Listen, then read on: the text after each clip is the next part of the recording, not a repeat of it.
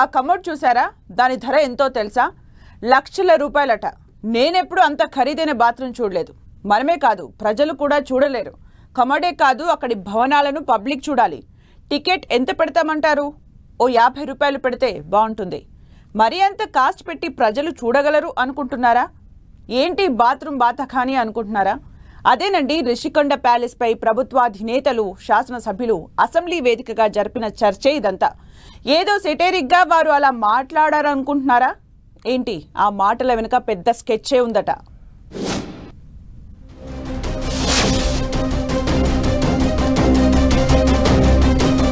అవును, రిషికొండ ప్యాలెస్ నే అస్త్రంగా చేసుకుంటోంది కూటమి ప్రభుత్వం. ప్రభుత్వాధినేత చంద్రబాబు, డిప్యూటీ సీఎం పవన్ కళ్యాణ్ తో సహా మంత్రులు, ఎమ్మెల్యేలు అందరి టార్గెట్ ఒకటే. గత ప్రభుత్వం అత్యంత రహస్యంగా నిర్మించిన రిషికొండ భవనాల గుట్టు విప్పి మాజీ సీఎం జగన్ పరువును గోదాట్లో కలిపేయాలి అనేది స్కెచ్. చంద్రబాబు అధికారంలోకి వచ్చినప్పటి నుంచి రిషికొండపై ప్రజల్లో చర్చ జరిగేలా పావులు కదుపుతున్నారు. తొలిసారి సిట్టింగ్ ఎమ్మెల్యే గంటా శ్రీనివాసరావును పంపి రిషికొండ ప్యాలెస్ ను ప్రపంచానికి చూపించారు. ఆ తర్వాత వైసీపీ నేతలు డిఫెన్స్ లో పడినా నిన్ను వదల బొమ్మాళి అన్నట్లు రిషికొండ ప్యాలెస్ ద్వారా వైసీపీని మరింత డ్యామేజ్ చేసేలా అడుగులు వేస్తున్నారు. 500 కోట్లు పెట్టి అత్యంత విలాసవంతమైన భవనాలు నిర్మించారట. సువిశాల కొండపై 5 భవనాలు ఉండగా జగన్ కోసం అధునాతన భవనాలు, ఆయన కుటుంబ సభ్యుల కోసం మరో 2 భవనాలు, ఇంకా పనివారి కోసం మరో 2 భవనాలు నిర్మించారని ప్రచారం చేస్తున్న ప్రభుత్వం తాజాగా ఆ ప్యాలెస్ లో విలువైన సౌకర్యాలను ప్రజలకు చూపిస్తామనే సంకేతాలు పంపుతోంది అంటున్నారు. రిషికొండ ప్యాలెస్ లో బాత్ టబ్ కే 30 లక్షల రూపాయలు ఖర్చు చేశారని చెప్తున్న ప్రభుత్వం ఆ భవనాలను ఏం చెయ్యాలో తేల్చుకోలేకపోతున్నామని చెప్పడం ద్వారా ప్రజాధనం వృధా చేశారనే కోణాన్ని ఆవిష్కరిస్తోంది. ఎందుకు కట్టారు ఆ ప్యాలెస్ ఏం చేయాలో కూడా నాకు అర్థం కావడం లేదు. ఇప్పుడు ఎవరికి ఇవ్వాలి, ఏం చేయాలి, ఎట్లా ఉపయోగించాలని. వాస్తవానికి రిషికొండ ప్యాలెస్ పై వైసీపీ ఇప్పటికే ఆత్మరక్షణలో పడిందనే అభిప్రాయం వ్యక్తమవుతోంది. ఆ పార్టీ అధికారంలో ఉండగా రిషికొండపై నిర్మాణాలను అత్యంత రహస్యంగా చేపట్టింది. కొండను తొలుత వివాదానికి ఆజ్యం పోసిన వైసీపీ ప్రభుత్వం కొండకు గ్రీన్ మ్యాట్ కప్పి చట్టాల కళ్లు కప్పే ప్రయత్నం చేసినట్లు విమర్శలు ఎదుర్కొంది. ఆ తర్వాత భవనాలు ఎందుకు నిర్మిస్తున్నది చెప్పకుండా ప్రజల్లో అనుమానాలు రేకెత్తించింది. ప్రజాధనంతో మాజీ సీఎం జగన్ వ్యక్తిగత అవసరాల కోసం భవనాలు నిర్మిస్తున్నారు అని టీడీపీ, జనసేన విమర్శిస్తే కౌంటర్ ఇవ్వలేక చేతులెత్తేసింది అంటున్నారు.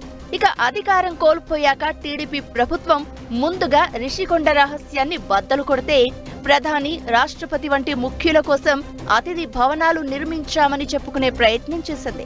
ఈ వాదనకు ప్రజా మద్దతు లభించకపోవడంతో అంతర్జాతీయ స్థాయి సౌకర్యాలతో ప్రభుత్వ భవనాలు నిర్మించాం, ఆ భవనాలను ఏం చేయాలో ప్రభుత్వంలో ఉన్నవారు నిర్ణయం తీసుకోవాలంటూ చెప్పడం ద్వారా వైసీపీయే ప్రభుత్వానికి ఆయుధమిచ్చిందని చెప్తున్నారు.